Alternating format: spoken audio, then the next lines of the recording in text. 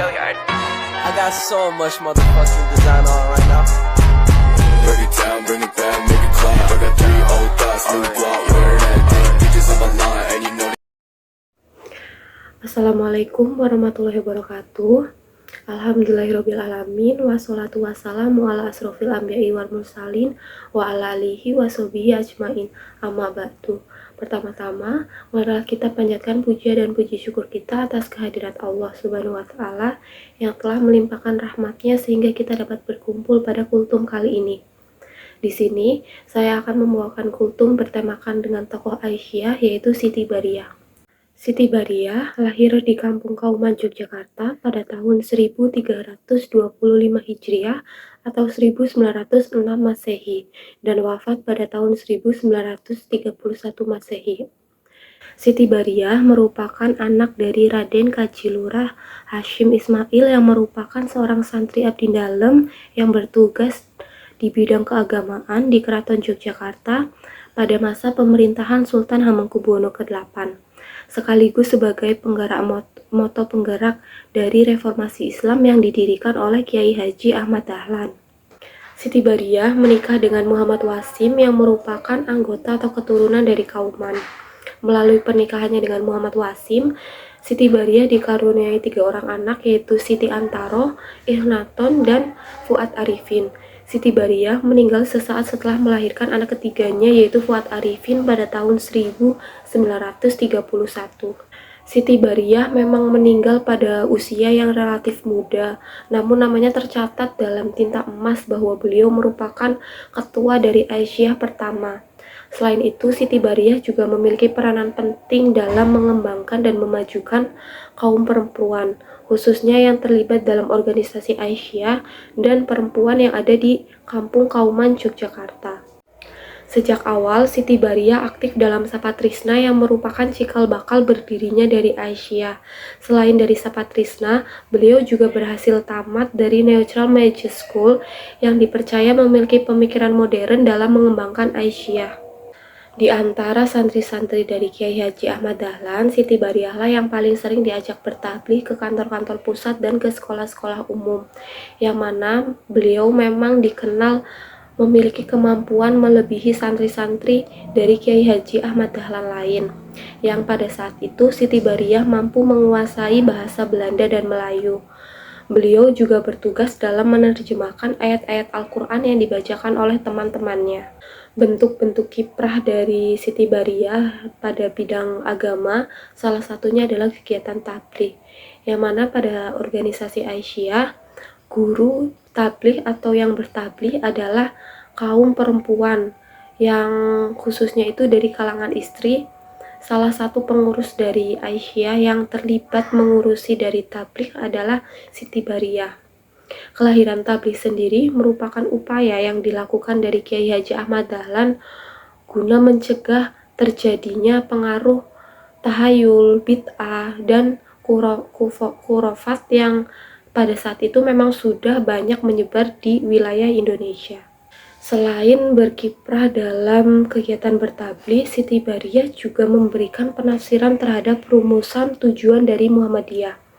Pada saat kepemimpinan dari Kiai Haji Ibrahim di Muhammadiyah, Siti Bariyah diberikan otoritas untuk memberikan penafsiran terhadap rumusan tujuan dari Muhammadiyah, yang pada saat itu dimuat dalam bentuk artikel di Suara Muhammadiyah dengan judul Tafsir Maksud Muhammadiyah edisi nomor 9 tahun ke-4 September 1923. Pemberian otoritas penafsiran terhadap rumusan tujuan Muhammadiyah ini secara langsung diberikan oleh Kiai Haji Ibrahim kepada Siti Bariyah, yang mana pada saat penafsiran tujuan rumusan Muhammadiyah tersebut membutuhkan seseorang yang memiliki kecakapan dan intelektualan yang tinggi.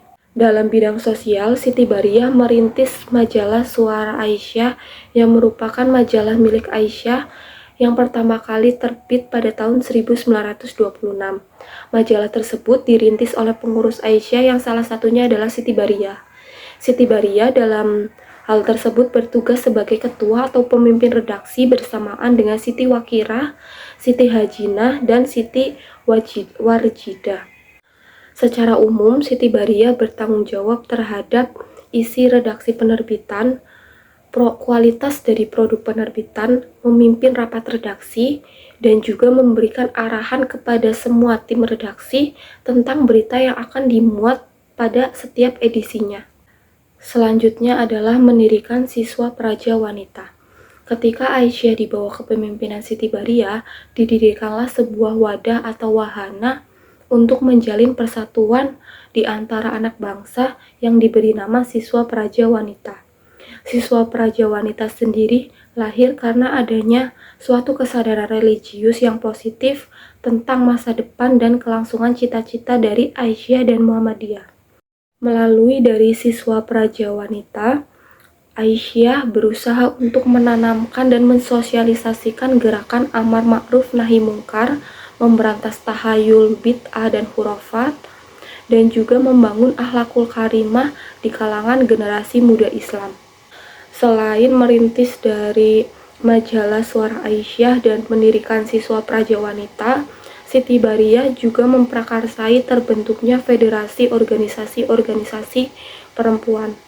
Aisyah didirikan sebagai gerakan wanita yang didasari pertimbangan bahwa perjuangan wanita diharapkan dapat meniru perjuangan dari Aisyah yang merupakan istri dari Nabi Muhammad SAW, yang beliau selalu membantu Rasulullah dalam berdakwah. Karena prinsip gerakannya lah yang demikian, maka konteks dari pergerakan kebangsaan pada waktu itu, ketika di bawah kepemimpinan dari Siti Baria, Aisyah turut memprakarsai dan membidani terbentuknya organisasi wanita pada tahun 1928. Dan pada bidang pendidikan, Siti Baria memprakarsai berdirinya dari taman kanak-kanak yang bernama Frobel School. Pada tahun 1919, di bawah kepemimpinan Siti Baria, Aisyah merintis pendidikan dini untuk anak-anak yang pada saat itu dikenal sebagai Frobel School. Pelopor dari taman kanak-kanak Aisyah Bustanul Atfal ini yang tak lain adalah Siti Baria dan Siti Umniyah yang merupakan juga murid dari Kiai Haji Ahmad Dahlan. Pada bidang pendidikan lain, Siti Baria juga melakukan pemberantasan buta huruf. Gerakan pemberantasan kebodohan menjadi salah satu pilar perjuangan dari Aisyah untuk melakukan pemberantasan kebodohan. Langkah awal yang dilakukan para pendiri dan pengurus Aisyah, termasuk Siti Baria, adalah dengan mengadakan pemberantasan buta huruf, baik huruf Arab maupun huruf Latin, yang dilakukan pada tahun 1923. Demikian hal-hal yang bisa saya sampaikan mengenai tokoh Aisyah, yaitu Siti Baria. Kurang lebihnya saya mohon maaf, semoga bermanfaat. Wassalamualaikum warahmatullahi wabarakatuh. New block, wearing that thing. Bitches on my line, and you know